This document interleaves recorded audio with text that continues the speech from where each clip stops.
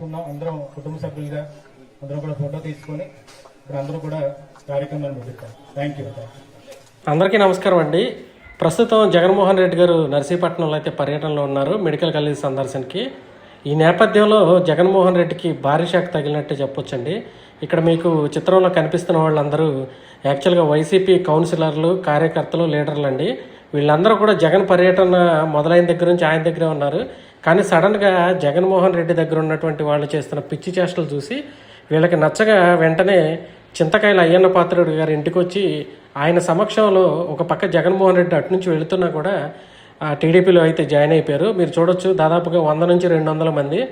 నర్సీపట్నంలో జగన్మోహన్ రెడ్డికి ఇది ఒక పెద్ద షాక్ అనే చెప్పుకోవచ్చు. సో జగన్మోహన్ రెడ్డి గారితో ఫోటో కూడా మీకు ఇక్కడ కనిపించింది చూడండి. జగన్తో అక్కడ వెళ్ళి ఫోటో దిగి వచ్చారు పర్యటనలో. వెంటనే ఇటు వచ్చి టీడీపీలో జాయిన్ అయ్యారండి. జగన్మోహన్ రెడ్డి గారు చేస్తున్నటువంటి పనులు అసలు మాకు నచ్చట్లేదు, జగన్మోహన్ రెడ్డి గారి పద్ధతే మాకు నచ్చలేదు. మరి లేని విషయం మీద రాద్ధాంతం చేయడానికి ఈరోజు ఇక్కడికి వచ్చారు. మరి గతంలో నర్సీపట్నంలో డాక్టర్ సుధాకర్ ఒక దళితుడిని మాస్క్ అడిగిన పాపానికే చంపేశాడు.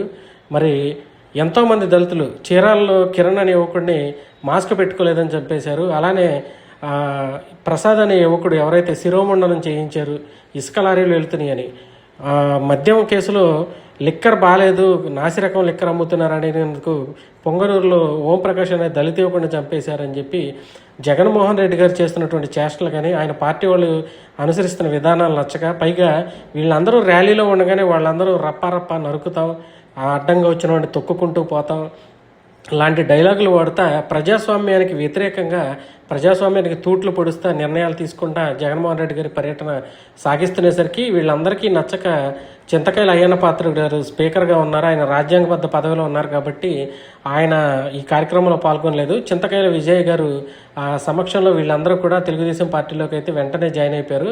ఏదేమైనప్పటికీ జగన్మోహన్ రెడ్డి గారు నర్సీపట్నం టూర్లో ఉన్నప్పుడే అందరూ వచ్చి వైసీపీకి వాళ్ళు చెందిన లీడర్లు అందరూ వచ్చి టీడీపీలో చేరడం అంటే వైసీపీ పార్టీ అక్కడ భూస్థాపితం అయిపోయిందనే అర్థం అండి.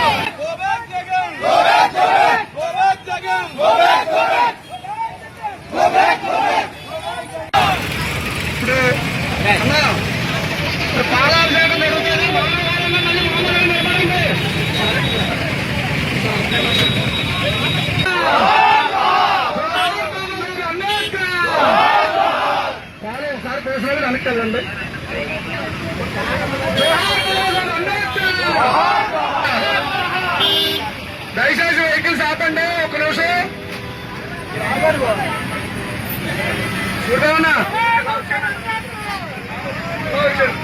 నర్సీపట్నం నియోజకవర్గంలో దళిత మహిళలు, దళితులు అందరూ కలిపి ముక్తకంఠంగా మేమందరం ఈ రోజు నర్సీపట్నం ఎన్టీఆర్ స్టేడియం నుంచి మరి మేము రాజపల్లి వెళ్లి జగన్మోహన్ రెడ్డి గారిని అడ్డుకోవడానికి సిద్ధంగా ఉన్నాము. మరి జగన్మోహన్ రెడ్డి గారు మెడికల్ కాలేజ్ చూపించడానికి వస్తున్నారు, ఓకే.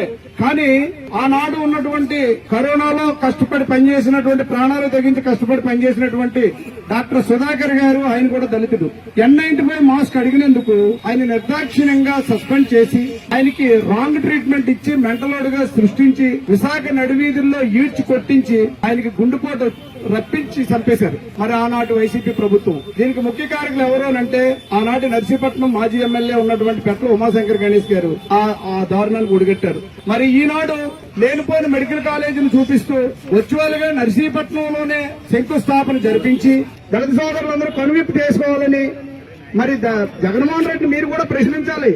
ఏవయ్యా మరి మా దళితులు చంపేస్తున్నా కదా, మేము వెనకతలు ఉంటున్నాం, మమ్మల్ని చూసైనా సరే వాళ్ళు చేయాలి కదా అని చెప్పేసి మీరు కూడా అడగాల్సిన అవసరం ఉంది. కాబట్టి మరి నేను ఈ రోజు ఇక్కడ నర్సీపట్నం నుంచి జగన్మోహన్ రెడ్డి గారు నర్సీపట్నం రావడాన్ని మేము ఖండిస్తున్నాం. జగన్